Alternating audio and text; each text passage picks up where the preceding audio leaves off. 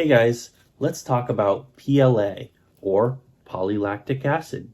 Now, PLA is a plant-based polyester. It's made from plant starch taken from corn, sugarcane, sugar beets, potatoes, and more. Now, PLA is one of the most popular filaments used for 3D printing with FDM printers. Now, quick thing to note, all temperatures we talk about are in Celsius, degrees Celsius, and just be aware that printers may be off by 10 degrees, so depending on which printer you're using, you might want to adjust the temperatures we talk about by about 10 degrees. So play around with it, your mileage may vary.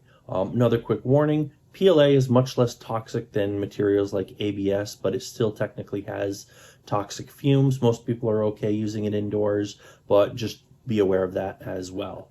Now, features of PLA. Let's talk about some of the features real quick, then what it's used for. So some of the features. First one is really easy to print with. So it's one of the easiest filaments to print with. It's also great for beginners. Doesn't mean it's bad for anyone who's not a beginner. It's not only for beginners, but it is great for beginners. So great place to start. Now, it's very strong, but rigid, brittle, or inflexible. So while it is technically, it beats ABS and PETG in just pure strength, but it breaks quickly. So it's more brittle, and when it does, it is stressed too much, it actually cracks and breaks rather than just bending or taking the taking the force. So that's why people generally consider ABS to be ABS or PETG to be more durable. But technically this has more strength. Now, it's not great for situations where you can have excessive wear. If it's going to have like excessive repeated, prolonged force applied to it or anything like that. It's not great for those situations. Now, it has a low melting point. It's approximately 175 degrees. So this is a pro and a con. So that makes it easier to print with, but it also can lead to deformation. So it can deform it under high heat conditions. So, it has low temperature resistance. It deforms with heat, can start deforming with heat at 60 degrees or higher. So between like 60 and 70 degrees, it's going to start deforming, or it could start deforming. Now, another thing about this, low UV resistance. So, if it's going to be outside in the sun a lot, that can, start causing it to break down or weaken. It's not good to expose it to a lot of UV light. Now, one thing it's good for, it's great for printing things in great detail. So that's a pro. Now, it has low odor, as we mentioned before, but it still technically has toxic fumes, so better off to have ventilation if you can. Now, it has low warping, so you're not going to have to worry about it warping while you're printing as much as other filaments like ABS, for example. ABS has some serious warping issues, not so much of a problem with this, which is one of the reasons why it's one of the easier filaments to use. Now, it's also chemically resistant, so it's not soluble with common solvents. So, like for example, acetone. Your PLA is not just going to dissolve really easily in acetone the way that ABS would. Now, beyond that, this also can have weaker layer adhesion. It's another con. And another thing to note about this, you can sand it with wet sandpaper. If you don't use wet sandpaper, it may overheat a little bit. That's kind of something you want to avoid. So during your post-processing, if you do want to sand it, just use wet sandpaper.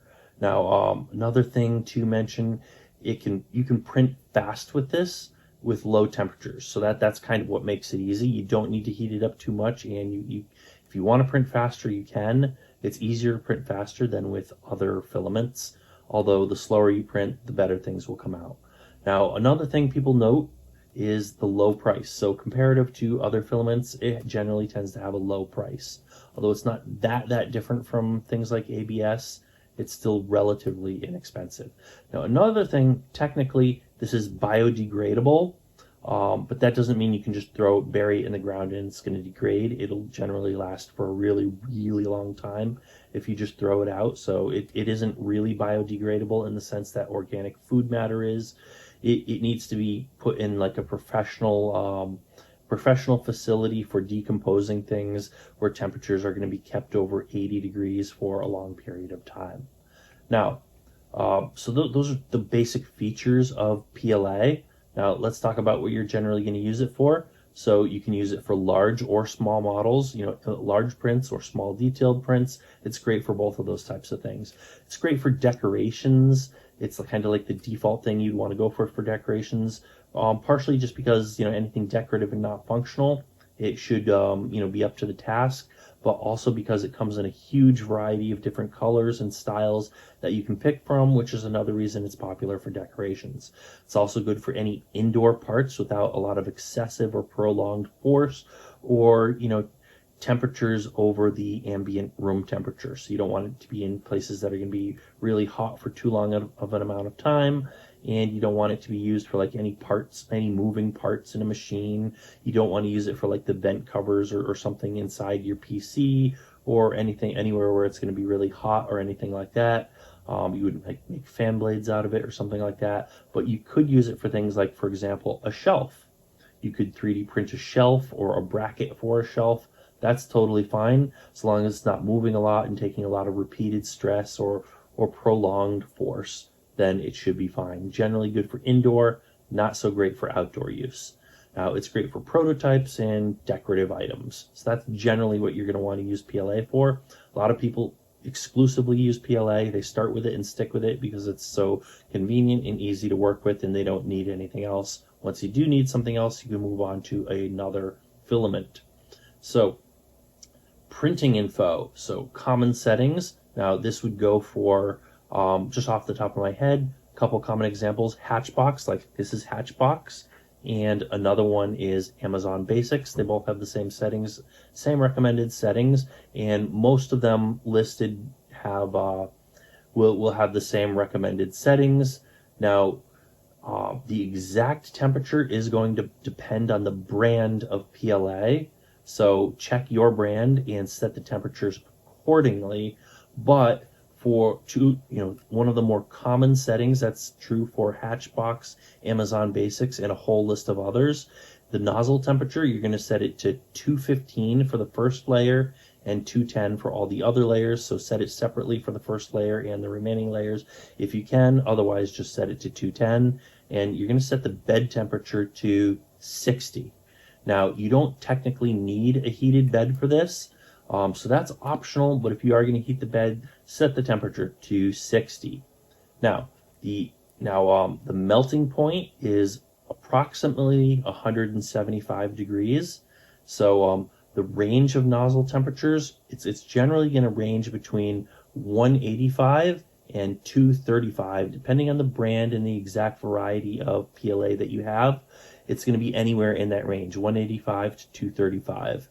For the most common ones, this is going to be 210. Like this, 210. Set it to 210, keeping in mind that your printer may be off by 10 degrees one direction or the other. So another thing to always keep in mind.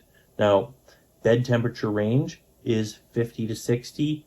Almost all the time you're just going with 60 degrees. There may be some filaments where you're going to go below it down towards 50 degrees, but most of the time it's just 60. If you use a heated bed at all, you don't need one. Now, so you don't need the heated bed. You do not need an enclosure, which sets it apart from things like ABS, which is much more difficult to work with.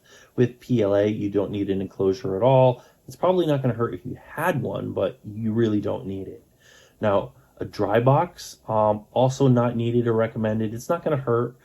Technically, PLA, especially depending on what additives or dyes are in it, it can absorb moisture, and you may want to have generally a dry box is used. You will put your spool of filament inside a dry box and leave it there, and it heats it up a little bit over a period of time, and it will get all the moisture out of your filament. For some filaments, this is absolutely critical. Some it's recommended but not needed, and for PLA, it's really not needed. You don't need it, but if you were to dry it out, that's totally fine if you want to, but it's just not necessary. It is possible for it to absorb moisture depending on the humidity and stuff, but it's really not a big deal for PLA. So now that's everything I wanted to talk about in regards to PLA. Stay tuned for our ABS video. We're going to talk about ABS. We're going to compare the two in another video coming up. I'm going to try to go over all the different filament types I can. Eventually, I'm going to do a big comparison of all the filaments together, but I'm going to try to do them individually first. And I'm going to be doing a lot more 3D printing videos. We're going to do some demos. We're going to do some upgrades. Do a lot of try to cover everything that we can in regards to 3D printing. And you're going to want to stay tuned for that. We do a lot of tech-related stuff in general. We do electronics, robots, Raspberry Pis, hardware, software, coding, all that sort of stuff. So if you want that kind of stuff in your YouTube feed, make sure you hit that subscribe button and hit the little bell icon. You might want to give me a thumbs up, and if you have any questions, comments, criticisms, leave a comment down below, not just for me, but for the next person who comes along. Definitely leave a comment down below. I don't always keep up with the comments, but I try to get to them. Not always right away, but eventually I try to get to all the comments and see them. But yeah, definitely leave a comment down below. And that's about it for today. So stay tuned, and we'll see you guys on that next video.